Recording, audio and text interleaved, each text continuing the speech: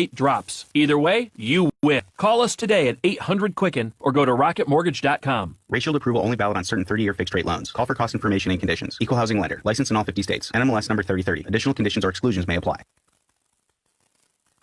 One of the Twin Cities is getting a newly formed Major League team. CBS's Sam Litzinger. Minneapolis will soon be home to a Major League Quidditch team, an unusual sport inspired by the Harry Potter book series. Quidditch is easy enough to understand. Each team has 7 players, 3 chasers. The Major League Quidditch expansion team will hold tryouts in April. Quidditch began as an intramural sport at a handful of high schools and colleges. Now there are more than 500 teams in 39 countries. Go on, Harry. Quidditch is great. Best game there is. Sam Litzinger, CBS News. Mexico's president is doubling the minimum wage for residents living near the U.S. border, part of a plan not only to stimulate the economy there, but also stop people from heading north. President Andres Manuel Lopez Obrador says he sees the border as a place of opportunity to build what he calls economic curtains, not walls. Gary Nunn, CBS News. Ever wonder why Europeans seem to speak so many languages? Maybe it's because they use Babbel, the #1 selling language learning app in Europe. Babbel's award-winning technology gets you speaking right away, whether you're learning Spanish, French, or German. And best of all, you'll remember what you've learned. I always thought I was bad at languages, but after using Babbel, I can tell you I was just taught the wrong way. Using Babbel's 10 to 15-minute lessons, you can be speaking confidently in your new language within weeks. I was amazed that I could start having real-life conversations right away. It was so fast. Now I'm speaking Spanish. Woohoo! No wonder Babbel is the #1 selling language learning app in Europe. Try it for yourself and see why Babbel is the quick way to get conversational in a new language, like Spanish, French, or more. You can try Babbel for free. Go to Babbel.com or download the app and try it for free. That's Babbel, Babbel.com, or download the app to try it for free. That's Babbel.com. The following program is a paid presentation. The views and or opinions expressed do not necessarily reflect those of the staff and management of KWAM. Religion, science, myths, and legends all point toward the next evolution in human consciousness. What do the invisible realms hold? Who's telling us and how do they know? We're investigating insights from around the world to answer the question, what does the material world arise out of and where do we go once we've dropped the body? You're about to go interdimension with Robert Wallace and Adam Jeffries to undiscovered spiritual realities. Hello, ladies and gentlemen, and welcome. It's that special time, folks, when we delve into those things that ought not be discussed too broadly. So hang in there if it goes sideways for you, because I've got a great show in store for you. This hour, we're going to be discussing the nature of materialism and why and how we lost our spiritual vision in lieu of it. We're going to be talking about the epochs of Earth's evolution according to theosophical and anthroposophical insight, and where we are in the chain of events unfolding and yet to come. And also in a little bit, if we have time, we're going to talk about the spiritual components of man. So today is the festival of the Epiphany, taught by some as the day the 3 wise men came to Jesus, and others as the actual day that Christ came down into Jesus. So look it up if you haven't heard of it. How you doing, Adam? Man, I'm great. It's great to be here. Thank you so much for having me on board. I'm honored. Thanks for being part of the process. I want to give our listeners, because this is our first show, a background of who we are. Cool. And then where our thought process is, where we're coming from. And I think I'm going to let you open it. Okay. Let's talk a bit about yourself. Okay, cool. So my background, spiritually, is that I was brought up in a family of musicians who didn't necessarily subscribe to any one religion. My mom was brought up in a Catholic home, and my dad was brought up in a Methodist.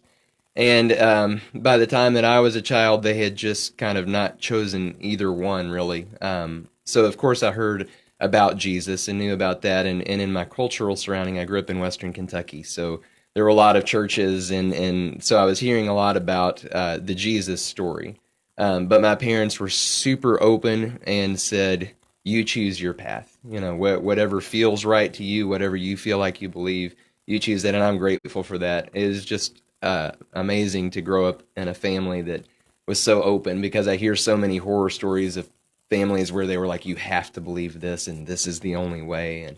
And so I really got to choose my own path, which is a beautiful thing. And for me, I felt like there was something more than the world that I saw around me from a very young age.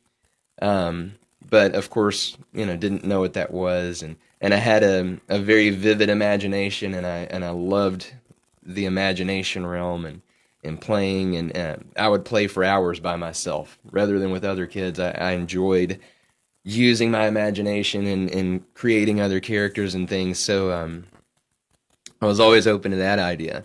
Then I dove more into what is this church thing as I got a little older. I had a lot of friends that were like, man, you need to come hang out in our youth group, and we need you in our choir at the church. That was the big one. We need to get Adam in church. He doesn't go to church. So, and being in a family of musicians, they knew that I sing and play instruments. So they're like, come play in the church band or sing in the church choir. And I did that, and I ended up in youth group. And long story short, I ended up believing the Jesus story pretty intensely, and mostly not just because my friends did and the peer pressure thing. And there was this moment where they're like, okay, you've got to believe in Jesus or you're going to burn in hell for eternity. And it's like, oh, that's terrifying. That didn't feel right to me, but I was scared. So fear was my first motivation to go, well, I better believe in this Jesus guy. But then as I started reading about him, I was like, I actually like this guy.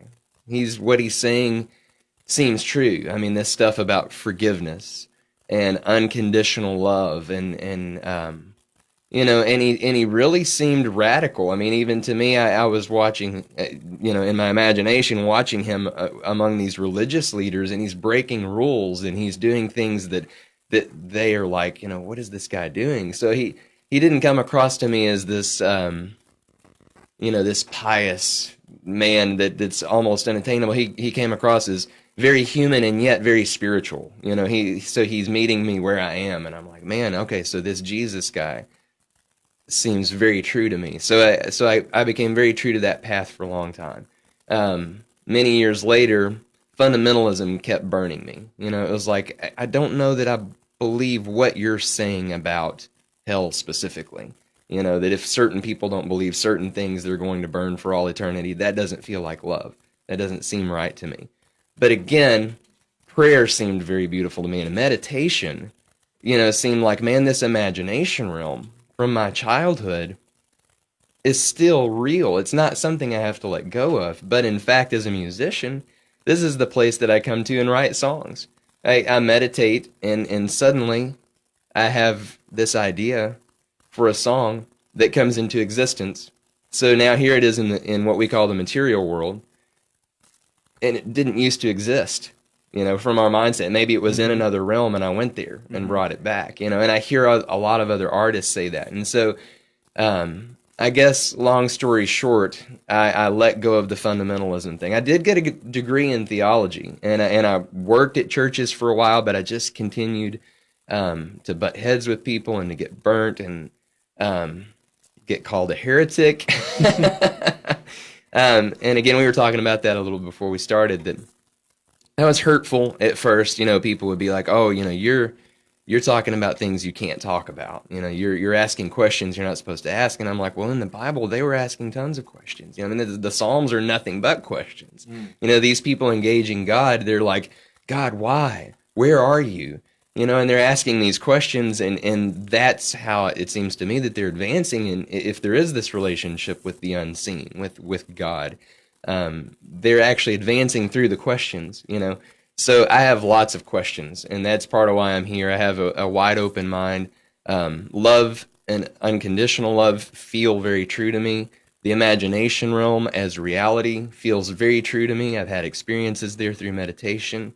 And bring, like I said, songs to life and reality that I feel have healing power in people's lives. People tell me they do, so I believe it. And so I do believe there's more than what we see here in the material. Awesome. Yeah. And that's what this is all about, is keeping an open mind. And a lot of what you were saying reminds me of what Jesus said, that unless you become like a little child, you shall by no means enter into the kingdom of heaven. And, Exactly. And what we learn through these sorts of esoteric teachings is that our native state, our initial state, was a state of connectedness to the spiritual realms, that through epochs of time, humanity has fallen deeper and deeper into this state of materialism, where the material realm has become more dense and opaque than that spiritual realm. So even though the spiritual realm's still all around us, we can't see it. And so it's through going back and having that open, spiritual, childlike mind that we can return back to those realms. Yeah. That's where we're going. So that's really inspiring. And I'm glad that you're on the same sort of open-minded journey, and I know many people listening today are too. A little bit about myself is I grew up Catholic. I went to a Baptist church for a while. I spent time at a Methodist church and with Pentecostal churches. I went to a Seventh-day Adventist church for a couple years. Studied Buddhism and some of the New Age philosophies and things like that. I worked as a staff member at the Church of Scientology for a period of time. And my teaching, the teachings that I followed and the questions that I was asking kept bringing me back to kind of like you're saying, hitting my head up against a glass ceiling at whatever institution I was in. So there's only so much that the people there were able to tell me. And so then I had to go someplace that had the next level of answers. And that's kind of what's driven my spiritual journey, location to location. And so some years ago, around 4.5 years ago, I decided, because I had a lot of spiritual experiences growing up, just randomly going either into a vision through prayer or meditation or some other spectacular happening. And I'm listening to the scriptures talk about, seek ye first the kingdom of God and his righteousness, and all things will be added unto you. Right. And I realized at that moment, I've been separating all of these so-called spiritual experiences, because they didn't have a place in my church experiences, from heaven. And I realized that is part of heaven. These are indications and peripherals of those heavenly planes. And so I said, I am going to seek ye first the kingdom of God and his righteousness. And so immediately upon doing a search on YouTube, trying to find some information that was going to concretely connect the spiritual dimensions with the kingdom of heaven, I came across an audiobook that was posted called How to Know Higher Worlds by an author named Rudolf Steiner. And that book had a profound impact in my life. Cool. Meditations in it had immediate effects, which told me this is the path. And his teachings of anthroposophy are really about Christian consciousness. They're a spiritual esotericism. There's a bunch of ways you could describe it, but ultimately it comes down to independent spiritual investigation through the development of our souls. There's various means and practices to refining ourselves so that way we're not so connected to the five senses, which is actually where the lusts of the flesh, the appetites of the flesh and all that are dragging us down. And so if we can rise above that, spiritual realities come into view. Awesome. I think our first discussion should be around this idea of Maya as an illusion. Maya being the Sanskrit word, I believe it's not Hindi, I think it's Sanskrit, for illusion. So the table in front of you or the wheel in front of you, everything seems solid. Science tells us it's a dense coagulation of atoms and molecules, which is one way to look at life, but ultimately it's fruitless and it's not going to get to the root of actual causes, because what we start to see in these interdimensional phases of consciousness is that these are all spiritual beings who have densified themselves, who crystallized themselves enough in this dimension to look like still, inert, dead, objective material. But in fact, that is just an illusion. Yeah. You know, what's interesting to me is even when you look at that, like from what we call the scientific realm, which I think I think that does have a lot to offer us. If you look at it with an open mind, if you don't look at it as, okay, this checklist, but you say, what are those atoms and molecules exactly? What is it that we're studying when we look at that? I mean, because to me, I feel like we're getting into the spiritual realm. You're getting into things that a lot, quantum physicists, the things that they discover, they're like, wow, we don't know a whole lot. You know what I mean? They are discovering things all the time that I think that what they're getting into is the spiritual realm. You get into these things that are just so little, or even out in space that are just so big that you can't really put them in these boxes. And I think that that's what happens with churches too. There's a parallel going on, because the churches, they just try to box things up and say, this is the way that it is, and this is what truth looks like. And it's like, truth is bigger than that. You can't hold it in that box. Whether it's scientific or religious or denominational, truth is too big for our boxes, and so these atoms and molecules, that's what we call them, but I feel like what we're really studying is the spiritual realm. They're trying to study it scientifically, but you're looking at spirit, that manifests as matter. And to me that makes sense on both. I go, well, the science of that actually makes sense spiritually. Everything is spiritual, manifesting before you as what we call reality. And it's not a big secret, especially in the Christian circles. I think a lot of times we think of these sorts of ideas as being part of a spiritual woo-woo sort of, new age reality. But even the Bible says, be still and know I am God. Absolutely. And the thing is, everything around us looks like it's still. But as soon as we still our minds from its movement, the still things around us begin to move themselves and come alive. So it's that whole Zen sort of idea that our minds are like a pond, and we don't see the reflection of the sun while there's ripples on the surface of the pond. And it's instilling our mind that we still the surface of the pond, and then we see a reflection of the sun above us. Such a beautiful analogy. That's awesome. Yeah. Very good. And you were talking about Jesus talking about the kingdom. And one of the things that hit me profoundly when I used to study so much in my theological studies was, if you look at the Greek, always Jesus is talking in the present tense. And so much of what I was taught before that is Jesus is talking about somewhere we're going to go someday. This heaven place, that's the kingdom of heaven. Well, Jesus was speaking in the present tense. He was talking about something that you experience now. So this kingdom that he's talking about all throughout, you must become like a child if you're going to enter the heaven presently. The Greek is very adamant, but he's saying right now, if you want to enter the kingdom of heaven and experience it now, he said the kingdom of heaven is near. It's among you. It's here now. Inside of you and around you. It's here now. Yeah. Exactly. And so a lot of people, they're like waiting for the pie in the sky someday. Yeah. But right now, Jesus was saying right now, 2,000 years ago, he was saying right now, experience it now. And it continues to be, you can experience the kingdom of heaven now.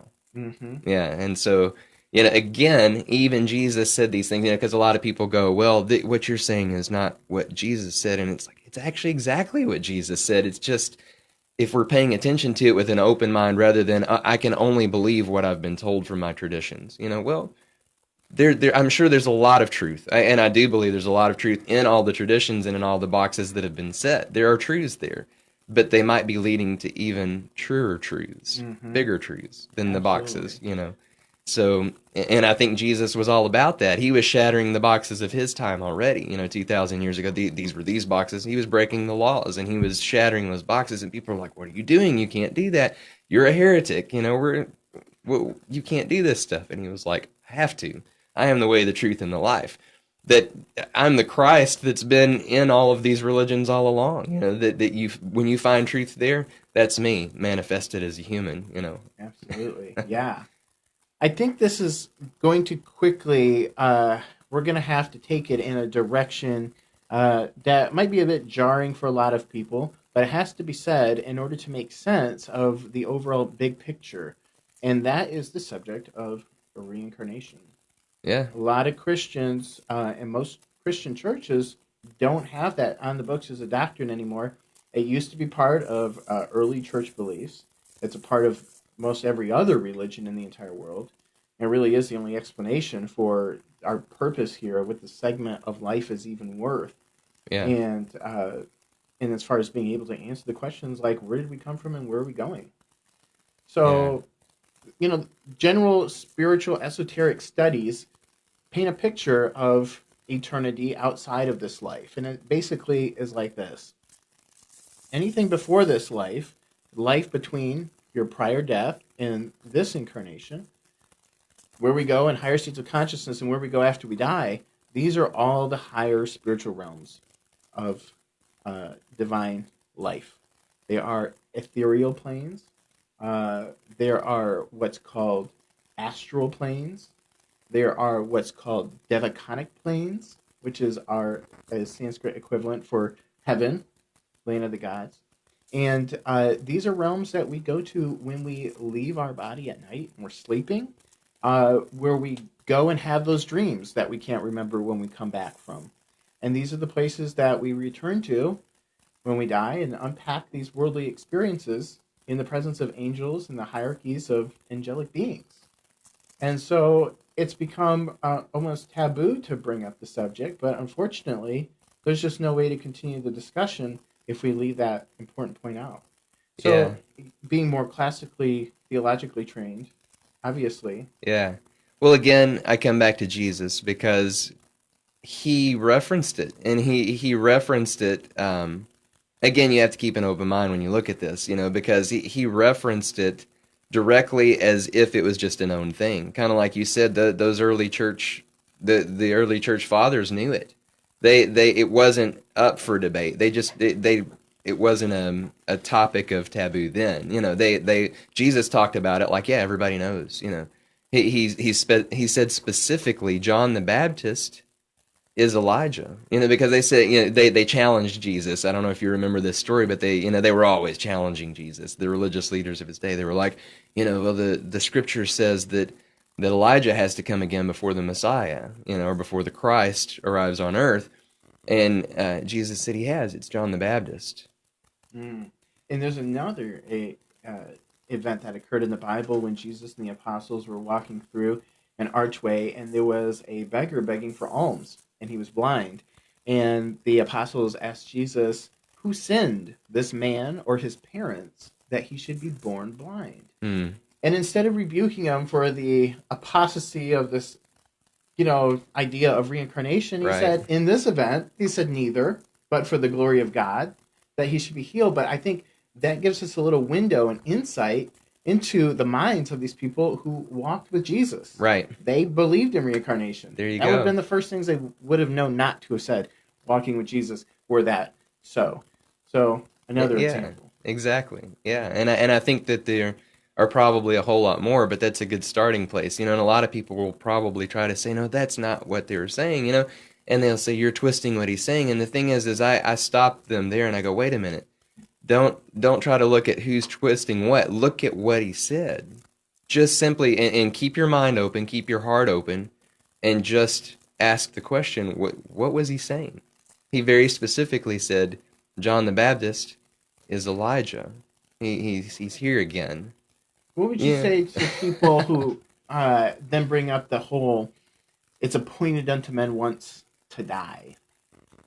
And then, that scripture? I know people bring that up, and for me, there's just so many ways to, quickly treat that subject. Like, sure, in every incarnation, we do die, right, until we don't, until maybe a man attains that Atman, that higher state of being, and, the rare people who have attained that state already, they ascend like Jesus, with taking his physical body up with him and all. Yeah. I haven't actually studied that specific one on the language breakdown side of things, but I find a lot of times that when you do that, it opens new truths. And that's what a lot of people in our society are lacking sometimes. When they go to the Bible, they're reading an English translation that has been translated from texts that were originally stated 2,000 years ago or more. And then they were in either Greek or in Hebrew, or maybe Aramaic, but then, over the years, the translations, as the old saying goes, a lot can get lost in translation, and does, I believe, because what happened for me, a big part of my journey, was when I started studying Greek in college, new windows and doors were opening like crazy. I was like, wait a minute, look at the tense that he said that particular word in, or look at, this brings a whole different context to what Jesus was saying, or to what whoever was teaching in that specific scripture or whatever was saying. And there's probably some truth there. Like, I don't know for sure, but I would say that what you're saying about each specific experience of death, it's appointed for man once to die. Well, maybe it's appointed for that manifestation of man to once die and then hit a new experience. So it's... Or his carnal self to die, that his higher self can be born up out of it. Right. Maybe in the broader scheme, that's what that Sure. Is. And that's the spiritual truth, that if you really broke down the language more, I'm sure that you could even look at it that way, and it reveals even more spiritual truth. Yeah. Yeah. Another thing that comes to mind is the idea that of all languages, some say that English is probably the coarsest, most simple language, having so few words to describe things from other languages that have multiple times the word, so they can speak on finer gradients. Yeah. They can speak more concisely. Absolutely. Whereas we have to speak just ever so slightly more generally, word by word, just because we don't have the language. Absolutely. Exactly convey what they're saying. Yeah. And I think another important point is ancient writings written by the prophets and the seers and whoever, especially thousands of years ago, they were all in different states of consciousness than we are.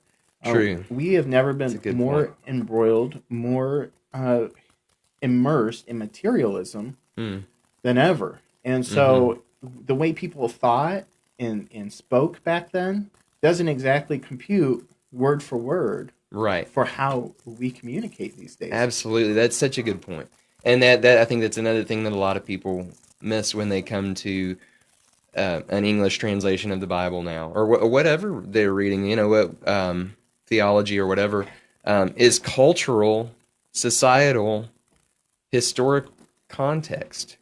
Because people talk about keep things in context. Well, there's a lot of context going on here. 2,000 years ago, like you're saying, that consciousness was very different. Awareness was very different. The things that they were talking about and they took for granted when they said it, they thought of things very differently than we do. So, yeah, I think there's so much truth to recognizing how important context is in the conversation. Yeah. We have an interview today. I had to pre-record it with Dale because he was going to be unavailable for this slot. But Dale Brunsvold is the reader of over 200 Rudolf Steiner audiobooks, and they're all available for free at rudolfsteineraudio.com. And that is probably, I have probably 30-something browsers on my phone open to that, to one book or another, because it is awesome. Absolutely my favorite site in the world. And so I will, I think we should play that interview, and we'll come back after that and say goodbye and tell you how you can find us at the Spiritual Realities Facebook page and other places. So I've got Dale Brunsvold on the line here. He's the reader of many Rudolf Steiner audiobooks. The last time I talked to him, it was somewhere around 50 days worth of audio that he's been recording since 1985. So I'm honored and excited to have him on today to talk about his project and some interesting details of Rudolf Steiner's philosophies. How you doing, Dale? Good to talk to you, Robert. Yeah, you too. So, would you mind taking a minute and just introducing yourself, kind of your history, how you got into anthroposophy, which is the spiritual science as taught by Rudolf Steiner, and what it's meant to you? Sure. So, I guess we're talking about a spiritual path, and so I must have had an inclination towards such a thing, most of my life, I guess. And, as a kid, read people like Carlos Castaneda, Carl Jung, Gurdjieff, various New Age ideas, I suppose, for a time. Until as I got older, I focused more on philosophy and mathematics, which I'd been studying. And in a graduate philosophy course, I ran into the work of Steiner through one of the fellow students in the class and realized that I'd really found something deeply important for our time. And it was only 100 years old by then. It's Steiner's works, really started in 1900, and he died in 1925. So in a very short time of 25 years, he produced just an unbelievable amount of work, both theoretical, shall we say, but also, and more astonishingly, practical. And that's the amazing thing. That's something that we would otherwise think of as only a spiritual set of ideas, that I'm going to enjoy in my own private life and become enlightened. Those kinds of orientations that we all know people have. We had somebody saying, oh no, the spiritual is actually that which gives life, meaning, and real wisdom to our undertakings on the earth. And we've lost it. Or we have it now in weak, diluted forms, simple belief systems that we try to rigidly follow in order to kind of keep some of this wisdom in hand. And he said, we can't even do that anymore. We have to become really self-aware in what we're doing. We can't just blindly follow things. And so he then gives the examples that he does. Let me just talk about those just for a second. In education, we have the Waldorf schools or the Steiner schools. So for those listening to this, I'm sure they've heard of those. And those were started by this man, Rudolf Steiner, in 1919. As well, in agriculture, there was such trouble with pests and various kinds of diluted soils that Steiner was asked to help with that, and through his spiritual investigations, came up with biodynamic agriculture, which is a worldwide movement now, though no one would know Rudolf Steiner was connected to it.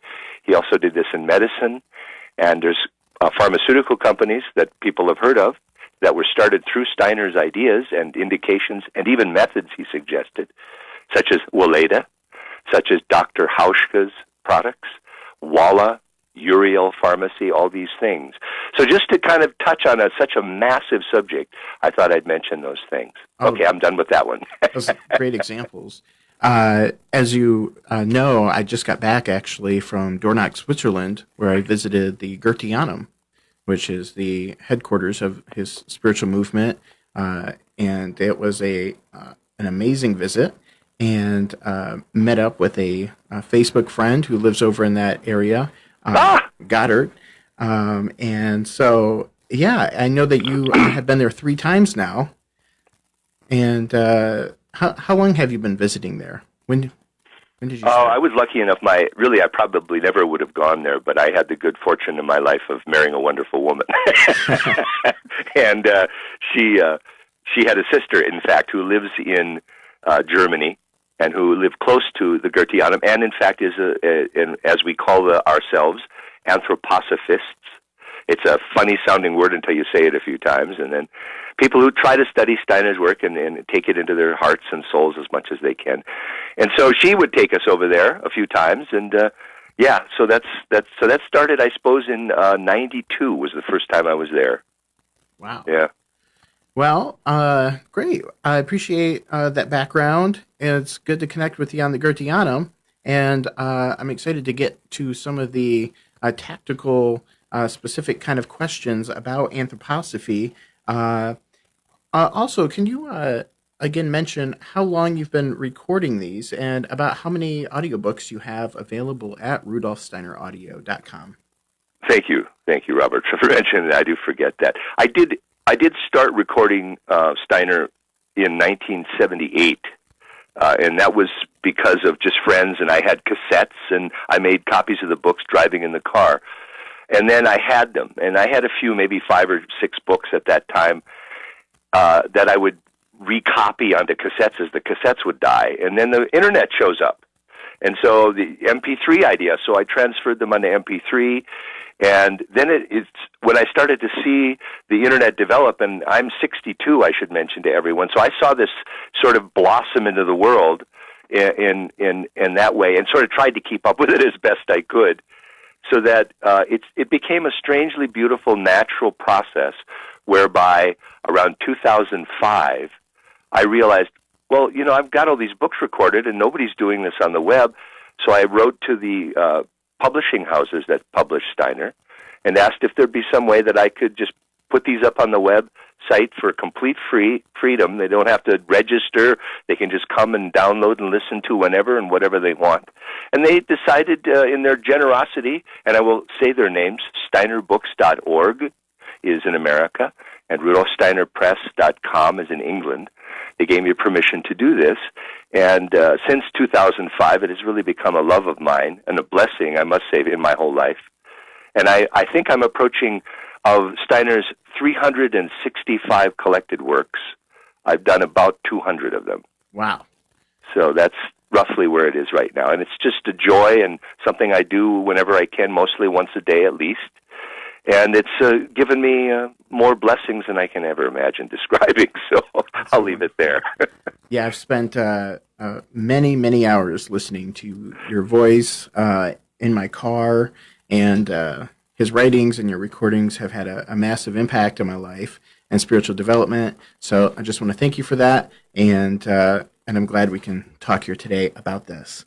So I think the first thing I think we should talk about is Steiner breaks down the evolution of Earth's history and the epochs leading up to this one and where we're going. Could you speak to that? So, Robert, let's do this instead. That's a great question, of course. Let's just for a moment imagine when Steiner was asked, well, what does anthroposophy really mean? And Steiner said, well, it's an understanding of through the wisdom, through the spirituality and the wisdom in the human being, of finding the spirituality and the wisdom in the world. Okay?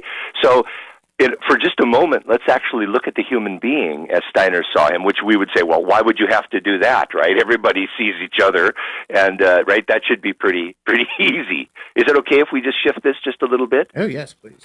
So what the heck is a human being? And, you and I, we look at each other, and what we see are essentially just a physical body, right? And we see a bunch of activity in that physical body. Oh, cell division. Okay. Oh, and there's moving blood. And we say, okay, well, those things are telling us that we're alive. And really, if you think about it, there's not much of a depth to that observation in our lives generally. I think it's our culture or the way we're raised. We just say, oh, yeah, we're alive, yeah. And then we hear each other speak, and we have understanding and anger and happiness and all these manner of feelings, and we see that we're conscious. But that's about it. We don't spend a lot. Maybe in psychology we'd study it a little bit. And then, but it's all rather vague and shallow. At least I'm going to say that that's how it appears after you begin to study anthroposophy. Yeah, those things aren't wrong, but they're so vague and shallow that, gosh, what an empty life we live in a way. So somebody like Rudolf Steiner comes along who has, let's say this, he has an enlarged field of sense-based phenomena. He's able to see the sense world that you and I see, but he also sees in a way as concrete. This is going to be strange for people who are listening to this. This is not belief. This is not in any way thought up by somebody in fantasy or imagination. It is, in fact, phenomena from organs of perception, let's say, that are called, we'll call them spiritual organs of perception, where they receive information from those sense organs and then think through what it's giving them and enlarge and deepen their understanding of the world. And so Steiner, to me, from all the studies I've done, I'm not a massive scholar, but I've done a lot of it in my life. Nobody touches him. He's done this with a naturalness and a clarity that's just awe-inspiring. And as we said, really has even created institutions on the earth that tens of thousands of people work with that are bearing fruit. So Steiner says, okay, let's look at the human being. And he says, we see this physical body that we have. Well, what about it, he says? Well, first of all, this thing you think is a physical body is in fact dissolving all the time. You're losing your pancreas about once a day, so there's something building your pancreas back up again. Otherwise, you would just fall to dust. Your liver, every 7 days or so, is got to be rebuilt because it's falling to dust. Your whole body is replaced. All the cells are replaced approximately every 7 years, especially in the early years of your life. So even you and I saying we have a physical body, we're in fact living in an illusion. If we were really careful, and this is the thing about Steiner, he was so darn careful about what he was seeing and what he said about what he saw. And we don't. We're pretty lackadaisical and easygoing about things, and he wasn't. He was a scientist, a rigorous, disciplined scientist about these things. He said, and here the clairvoyant in him speaks and says, there is in fact a set of forces, they are cosmic forces, that are called life. And when those forces enter into the body, they create cell division. They create all this activity going on in our body. And instead of seeing those forces themselves, which we're not able to see, they're invisible because we don't have organs of perception to gather their sense data up, we instead look at the shadows on the wall and we see cell division. We go, life. And we see all these things happening in our body and go, life. But what we're seeing, Steiner argues, is we're seeing the results of life and not life itself. Mm-hmm. And once that's kind of acknowledged as a possibility, I'm not telling people obviously to believe any of this, it becomes very fascinating because that whole world of life forces has its own destiny, has its own story and history throughout the history of humanity that is in a way separate from us. And Steiner shares that history and enlarges your understanding of the world immeasurably. So we have a physical body, we have this, let's call it a life body. He also calls it a body of formative forces. He also calls it an etheric body. He says, and you look at the plant realm, and you see, of course, there's the plant realm. It's the mineral kingdom, which we have, but then it has these life forces permeating it. And that's all it has, as far as we can tell. Whereas we're so much more than that, right? But we have at least that much. And then he goes on to talk about sentience and consciousness that we see in the animal realm. And what that is, and that is another different set of cosmic spiritual forces penetrating the human being and the animal realm, but not the plant or the mineral kingdoms, and manifesting in those realms, in us and in the animals, with sentience, with consciousness, with pleasure and pain experiences, with an inner life, etc., etc., etc., right? And that world has its own history, has its own destiny throughout eons of time that Steiner then shares with us as well. And then finally, and I'm sorry, this is so compacted together, I hope people understand that we're talking about 20 minutes here, but we have in the human being, finally, let's say, for now, not only this ocean of consciousness that we live in with the animal realm, right? This massive ocean of awareness and sentience and consciousness, but inside of that, it appears to us, as far as we know so far, without arrogance, by the way, is any of this being described, or highfalutenness, we found ourselves in this ocean of consciousness. I am an I am. I became aware of myself as an I being. And Steiner says, and in this we see really the crux of all of creation. All of creation wanted to come to the point where an awareness would be produced that could reflect all of creation to itself. So I look out now at sort of the end of it all and see creation and go, oh, there's creation. I am recognizing creation. And this is all part of something much bigger, but it's a beginning. And then he describes these I beings, you, me, all the people we know, these individualities, as in fact, he says, being reincarnations that go through lifetimes, gathering experience, giving, taking, growing in freedom and love as an ongoing creation of something we haven't really discussed yet, a divine spiritual world that's populated by divine spiritual beings who are working on this creation in an ongoing way. It's not finished at all. Okay, I'll stop there. I feel so constricted by our time frame. I know. And was that just too overwhelming? Do you think that we was just amazing. blow everybody away? Dale, I love it, and you did a great job because, like you said, good. it is a very dense, loaded sort of question and subject matter. And that's what this is all about, the spiritual realities, the spiritual worlds, and that's what his teachings ultimately build up to, the development of clairvoyant spiritual faculties to perceive those dimensions. And and the kind of knowledge that a person needs to attain to make sense of it once they get there. So we only have a couple minutes left, and I think you really did a good job answering how we evolve into a spiritual, or how we're evolving into spiritual beings capable of attaining this spiritual destiny. I want to talk briefly about the mystery of Golgotha, and I know this is another very loaded subject, but its significance as taught by Steiner, because the subject matter itself leads us to spiritual realities, but this is a very important matter that a lot of people, Christians, don't have as deep of an understanding of, because spiritual science just isn't that prevalent. Yeah, and it is a toughie. I hope someday we can talk again, because each of these things we've talked about easily could do an hour, and we'd be less tired at the end of the hour than we were at the beginning, just because the ideas are so rich. So let's say this then as best we can, that in the mystery of Golgotha, as Steiner sees it, is again, and I don't want to sound impersonal, because in fact in this particular case is not impersonal at all, but nevertheless I think this side needs to be described, is again cosmic forces that are coming to the earth.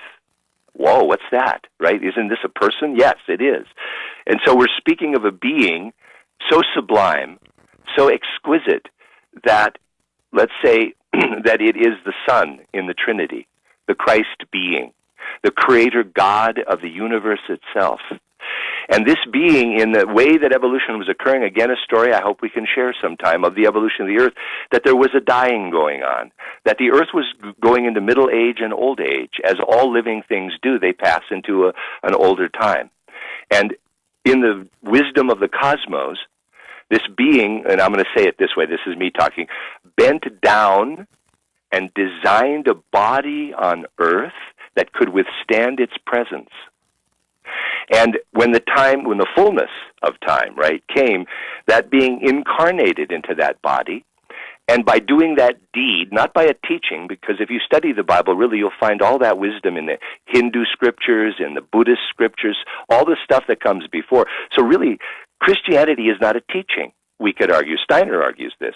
It is, in fact, the description of the good news, the deed of Christ, which brought new revivifying forces to the soul realm of humanity, and allowed our evolution to continue. And this is very different. We all think, no, if you don't believe in Christ, you're going to go to hell, and all these kinds of sad, deteriorated things happened in the evolution of humanity. And that's just, I don't want to judge anyone when I say that, but in comparison to reading Steiner and studying these ideas, there is a shocking difference in the two. So I just wanted to mention that. I don't know if that helps us at all, Robert, get anywhere with that. But that can be kind of a teaser for people. Absolutely. If we get a chance to speak again. Yeah, good. Those are good talking points. Okay. And we are ending yes. At the end of the interview. There were some more things I want to talk about regarding some of the auxiliary exercises and things that we'll probably have to wait to next time, because I think I'm going to have you on often. Oh, I would love that. Awesome. And again, it's so wonderful that you're taking this initiative on. It's just a real important thing in the world. Thank you. Thank you for being on. All right. Well, thanks, Dale. And again, anybody who's interested in getting the recordings, they can go to rudolfsteineraudio.com and just look up Rudolf Steiner, pick up maybe How to Know Higher Worlds, and that could have a life-changing effect on you, like it did on me. Indeed. Awesome. Thanks a lot, Dale, for your time. And welcome back to the States. I hope we get a chance to talk about that more later on. Definitely. I look forward to it. Thanks a lot. You bet. Bye-bye. Bye-bye. All right. That was a great interview. I always love talking to Dale. He's so full of insight and full of anthroposophical knowledge. So we're going to close out the show. We had a great time here today. I just want to encourage anybody who wants to follow up to go to newprecept.com. You can follow us at Spiritual Realities on Facebook. And if you're interested in being featured as a sponsor, you have any questions, comments, anything like that, you can email me at robert at newprecept.com. That's Robert, R-O-B-E-R-T, at newprecept, N-E-W-P-R-E-C-E-P-T.com. Cool. Adam? So, if you'd like to check out what I do in the world, I make music and I do everything with my wife, Christy.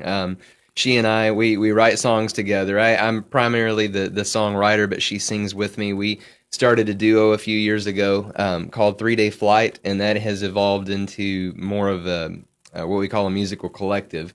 So a lot of other people play music with us. We'll have string players or guitar, drums, and that kind of thing. So we have full recordings.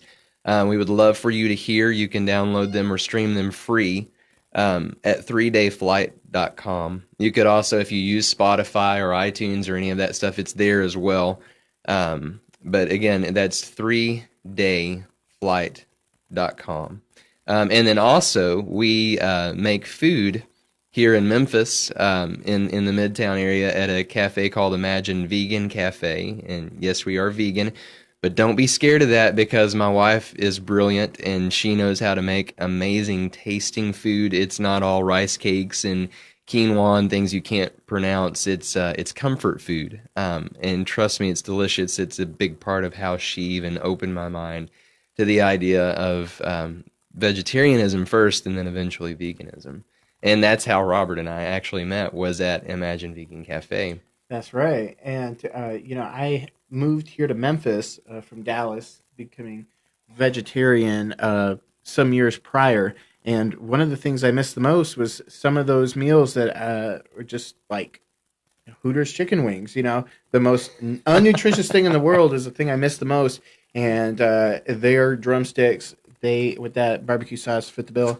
And everything there, the spaghetti is the best spaghetti in the world. So, my dad thinks so too about the spaghetti. It's his favorite spaghetti he's ever had, and he's not vegan at all. Mm-hmm. He's a meat eater, and he eats that spaghetti, and he's like, that's some of the best spaghetti I've ever had. Yeah, so Christy would be grateful for that compliment. Thank you. Definitely.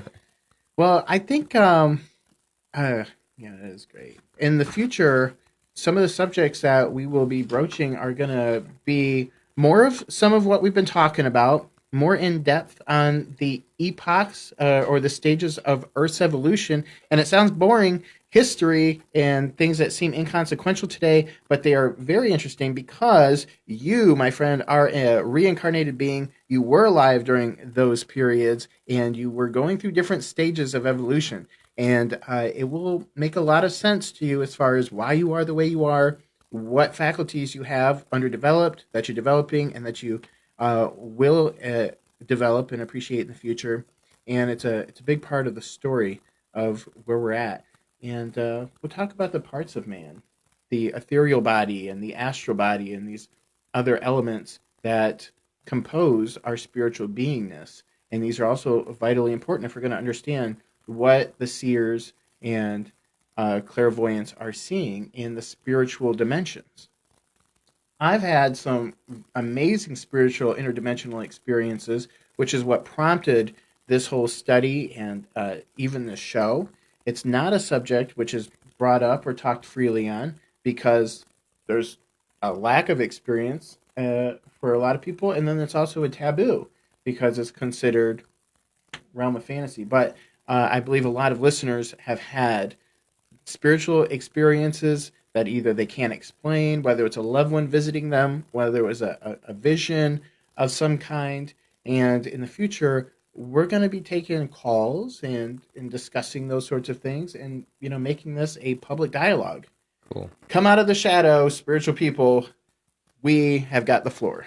Absolutely. And I think there's so many people that have, like you said, have these experiences, whether even just emotional. They're just overcome with emotion, not even necessarily a vision or anything, but they're just overwhelmed with what they feel, and they don't necessarily know how to put words around it just yet. And they don't know all of these different realms that you're talking about specifically by name and by word, but they've had the experiences, and they just don't. And so they...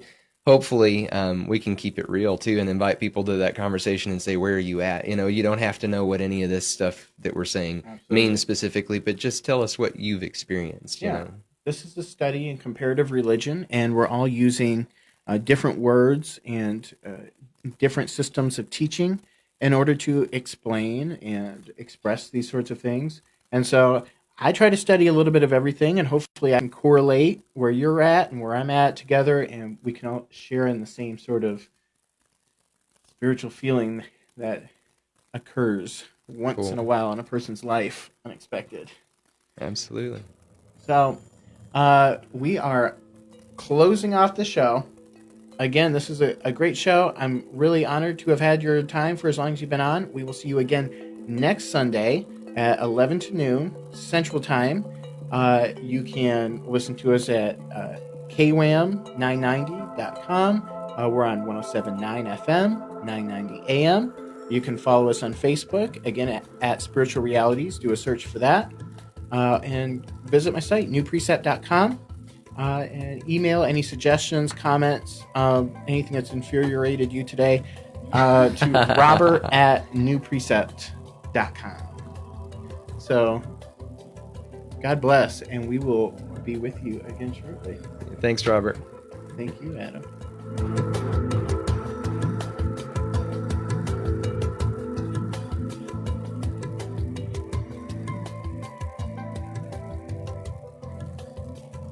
KWAM, your news and information station with CBS News updates every hour on the hour. KWAM Memphis.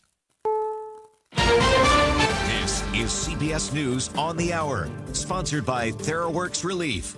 I'm Gary Nunn. President Trump left the White House this morning for Camp David, telling reporters the solution to the government shutdown is simple. This shutdown could end tomorrow, and it could also go on for a long time. It's really dependent